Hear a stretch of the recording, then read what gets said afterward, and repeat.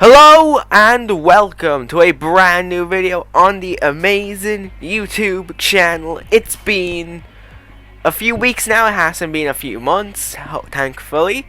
And this week, we have loads of videos to release. And one of those videos is the one you have waited months for, like 4 months around that.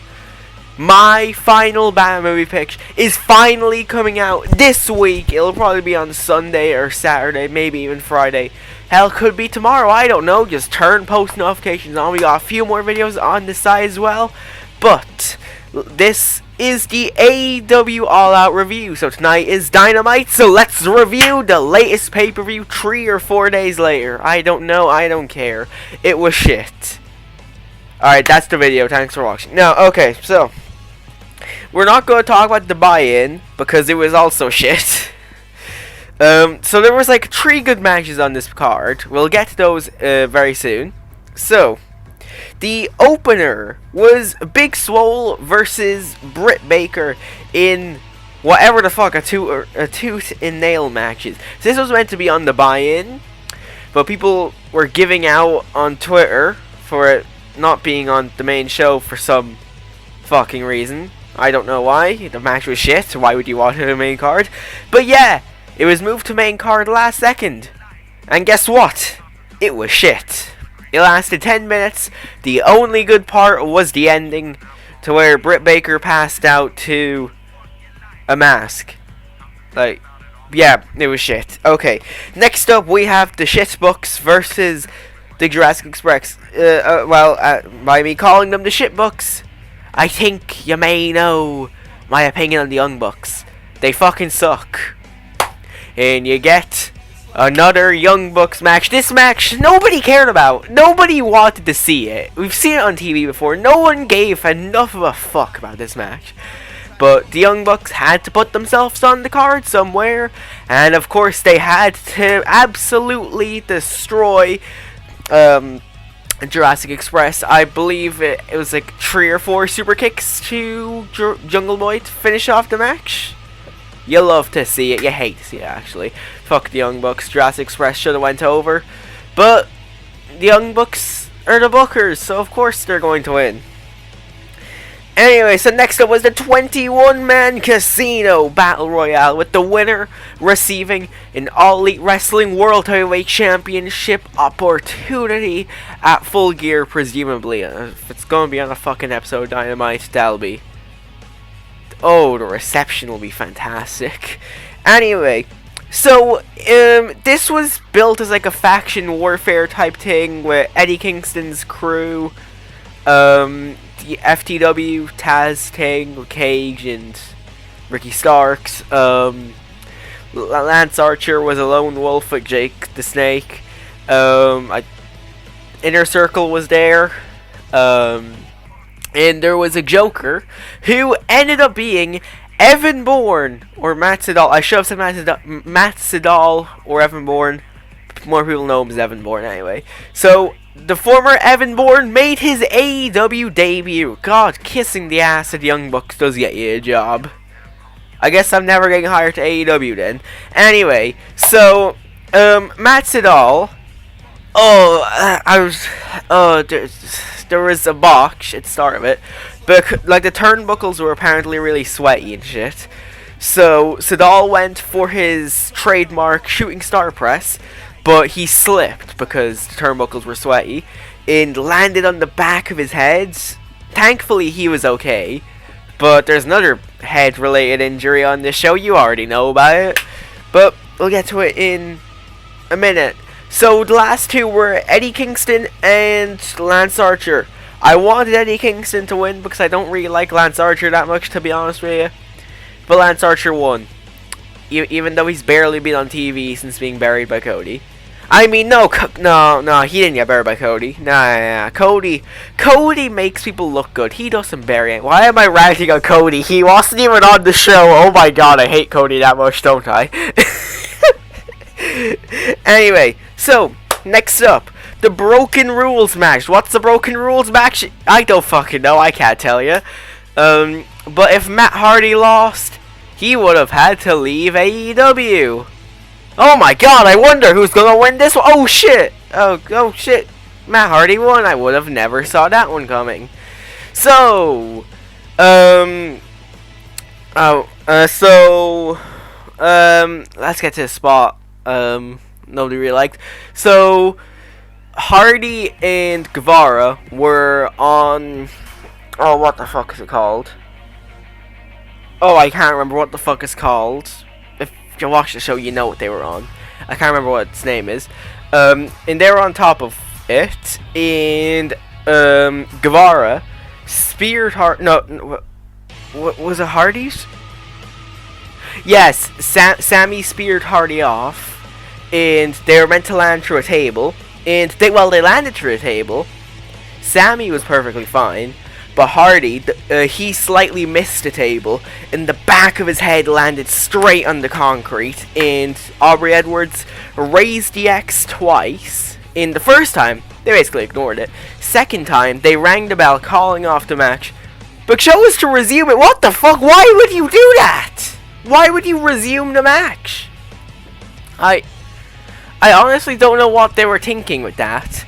But yeah, they restarted the match, and it lasted another like minute or two before Hardy and Guevara climbed up something, and then Sammy got killed, and Hardy won. Yeah, Hardy was brought to the hospital afterwards. He thankfully seems to be okay, but the match really should have been called off after that. They could have had a workaround for Hardy leaving AEW. Anyway, next up, the NWA Women's Champion Thunder Rosa, I probably botched her name, took on Hikaru Shida for the AEW Women's World Championship.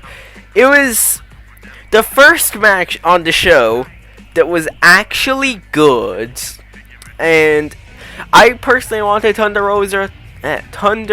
Rosa to win, but Hikaru Shida went over, retaining the AEW Championship. Hopefully we see more of Thunder Rosa in the future in AEW.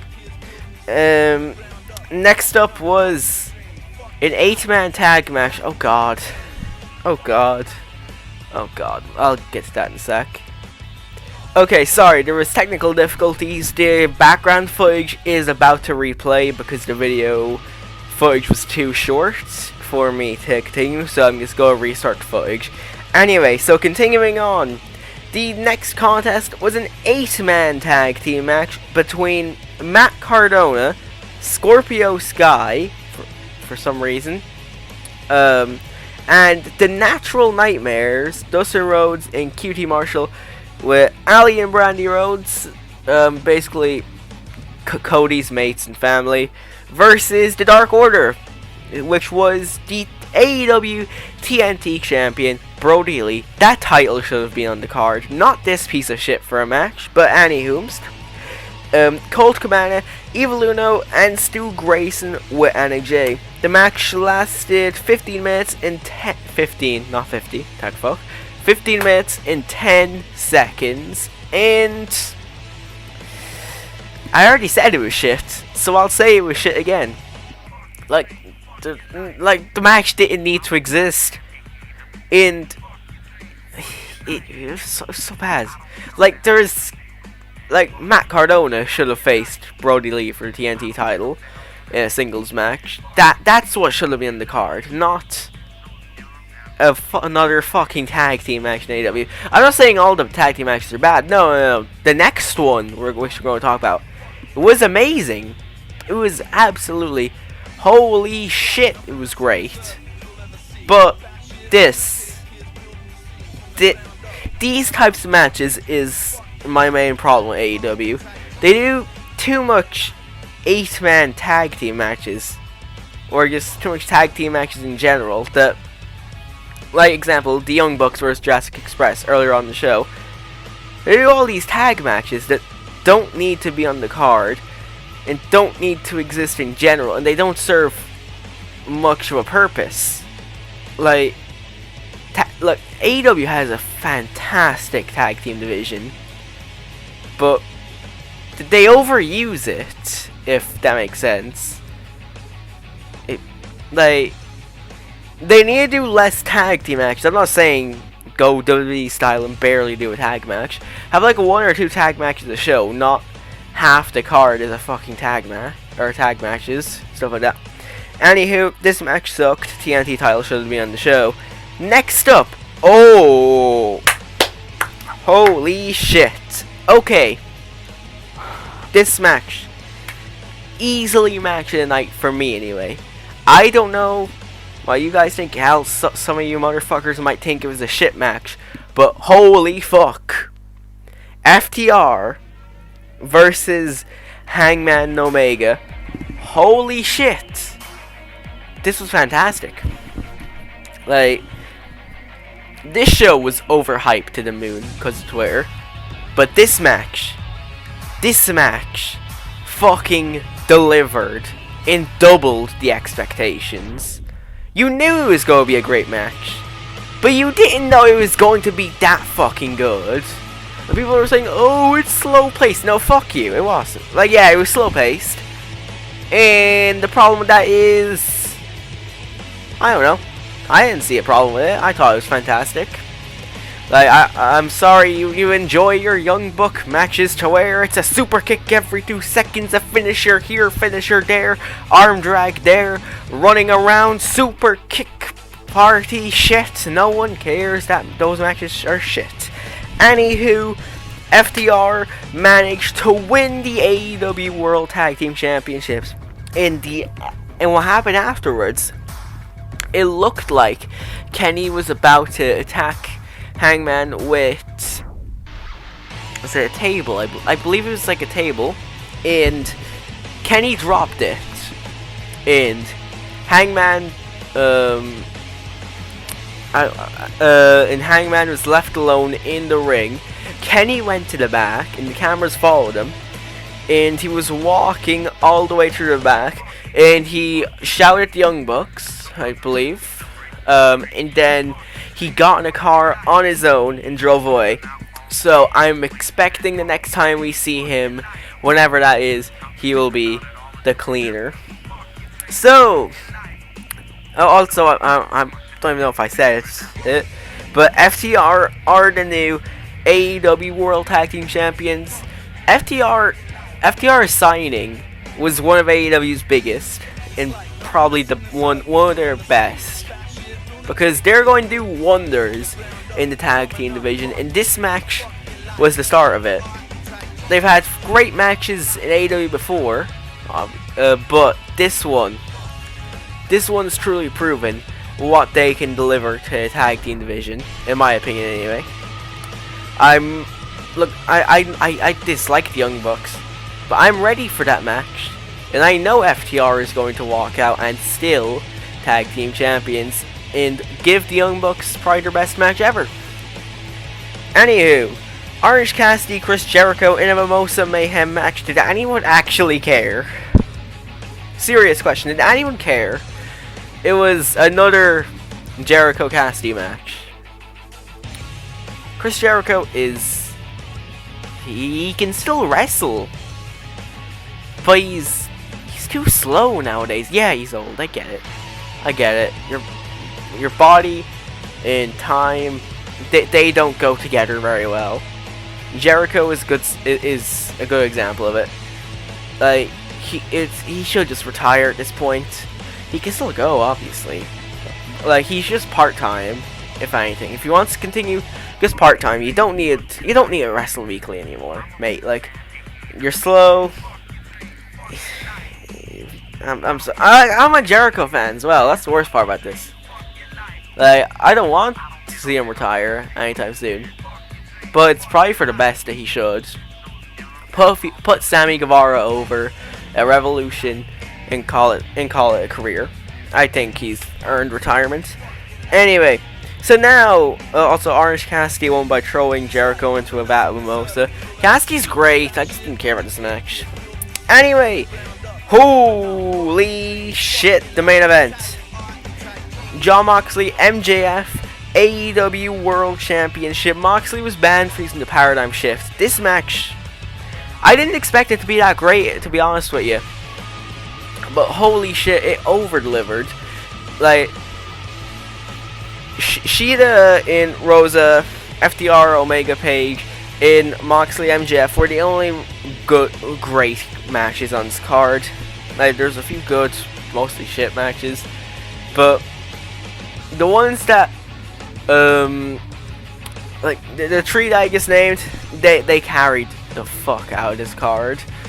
But I was not expecting this match to be as great as it was. I didn't expect MJF and Mox to be able to work together as well as they did, in all honesty. What was I gonna say? Like, personally, I wanted MJF to win, because he's been doing some fantastic work the last few weeks with his promos, the MJF 2020 stuff. I really like that.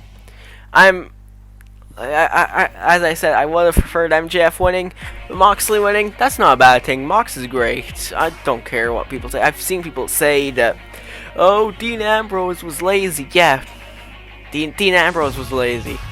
John Moxley isn't. John Moxley can put on a great match with anyone, basically, these days, from the looks of it. And Lance Archer versus John Moxley, full gear, presumably. I don't like Archer, but I already know Moxley is going to make it a fantastic match. But overall, this show, there was great, there was good, and there was mostly bad. Like, I guess I've got the card on I've got the card on my phone right now, and I'm gonna get, like, I skipped the buy-in matches because they were shit and no one cared. Like, the matches, like, sorry, what am I saying anymore? Anyway, the show was way too overhyped. People expected it to be the best thing ever. Twitter especially were like, oh yeah, look how stacked this card is, it's going to be the best pay-per-view ever. And Tony Khan was like, oh yeah, I promise you, it was going to be one of the biggest pay-per-views ever. No, it really wasn't. It's easily AEW's worst pay-per-view. I hate to say that.